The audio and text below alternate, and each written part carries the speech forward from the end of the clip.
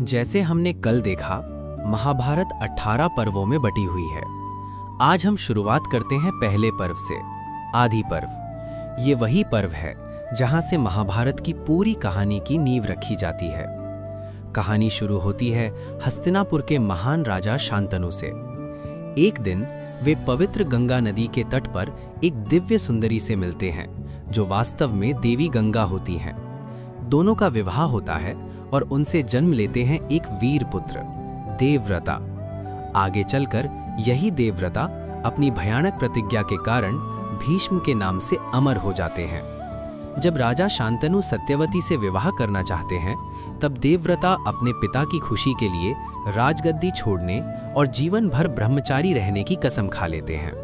उनकी ये प्रतिज्ञा इतनी कठिन थी कि देवताओं ने भी उन्हें भीष्म का नाम दिया। समय बीतता है और कुरु वंश को आगे बढ़ाने के लिए ऋषि वेदव्यास का सहारा लिया जाता है।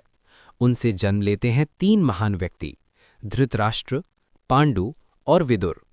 धृतराष्ट्र के होते हैं 100 पुत्र, जिन्हें हम कौरव कहते हैं, और पांडु के 5 पुत्र, युधिष्ठिर, भीम, अर्जुन, नकुल और सहदेव, यानी पांडव। यहीं से शुरू होती है 2 वंशों के बीच जलन और प्रतियोगिता। बचपन से ही पांडव और कौरव गुरु द्रोणाचार्य से युद्ध विद्या सीखते हैं। अर्जुन अपनी असाधारण धनुर्विद्या से सबसे अलग पहचान बनाते हैं, लेकिन दुश्मनी बढ़ती जाती है।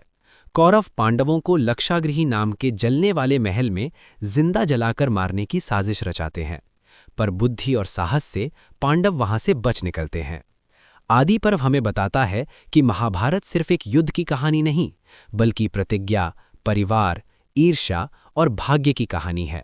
और यही कहानी आगे चलकर इतिहास के सबसे बड़े युद्ध का रूप लेगी।